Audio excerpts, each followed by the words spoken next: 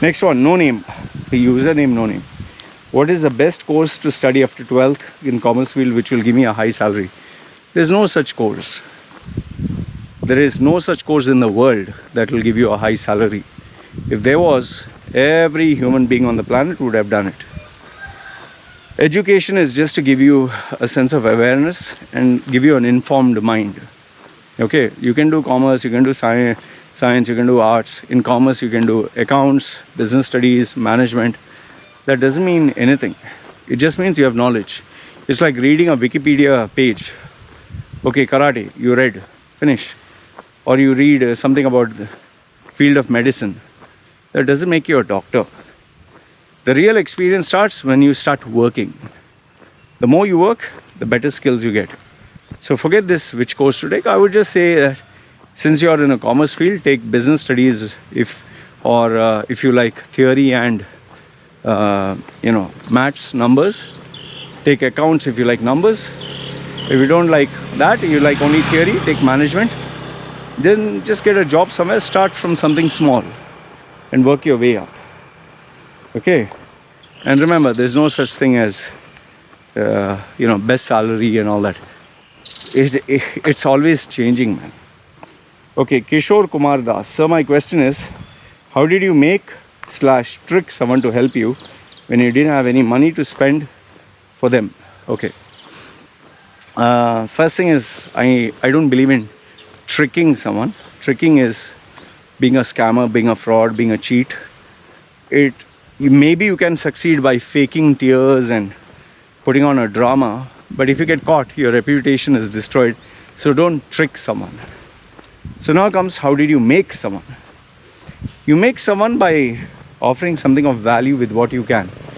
In my case, I was able to get money from people because I was able to offer them something of value, or at least I made an effort. Like I told them I would give them training because I knew how to train. I said I would offer classes. I would offer something of value. I wouldn't just say, give me money and I'll not give you anything. So those days when I didn't have any money, I offered training programs. And I would constantly do this, and this in turn gave me the opportunity to market and sell my services. So you need to have a value proposition. Even today on YouTube, I give people value and I don't ask for anything in return. And the reason people become my fans is because they get something of value. Now, obviously, I'm not a viral sensation or so incredibly amazing because of the limitations that I have, but like you send me a question, I offered you value. So you also do the same thing with the decision maker. Ask him, what can I do to help or offer something of value, and can you pay me for it? Like in US and all that, the West, if they are, front of their lawn is completely filled with snow, they offer to clean it. People offer to clean cars, help in charity events, and they get paid something. I do not know in your area in India what there is, but I'm sure if you ask around, someone will tell you, okay, fine, do this and we can pay you something. So ask around. That's what will help you. Okay, but something for nothing is very difficult unless someone is just throwing money for free. That doesn't happen. Next one, Badr Farid, my regular contributor. Was Expo 2020 a big mistake? And will any other GCC host Expo in the future? Expo 2020, in terms of bragging rights, maybe can be called a success. In terms of attracting tourists, it would have been a success if COVID was not there.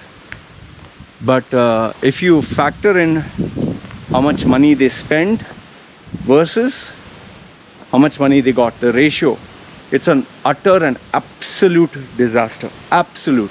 It's like instead of spending 100, they ended up spending 100,000. So it's a loss, right? And what did they get for it? Just, oh, we did Expo 2020. It's a utter disaster. The same money could have been spent for so many other things. I mean, countless other things. And remember, they spend in terms of billions. Imagine what, let's say, 1 billion could have done. They could have, it's like I give 1 billion. You spend 1 billion just to advertise yourself on Facebook. What did you get? Rather than that, that 1 billion you could spend on, have a sustainable business that would help you sustain for 20 years, right? 30 years. Maybe more, maybe a couple of generations. So there are more intelligent ways to spend money. So according to me, what I predicted 8 years ago, 6 years ago, whatever, it's a disaster. And with COVID, it became a disaster 100-fold, you know. Next one, Ahmed Omar. What are your criticisms of the Indian culture? Every culture has its drawbacks. It's not just Indian. But if I were to highlight one key area, it would be the superstition, religion, backward thinking, social pressure. I mean, those are the key areas. And it's just like everyone's, you know, that Indian mentality. Everyone's interested in what other people are doing, gossiping and being a cheap Charlie.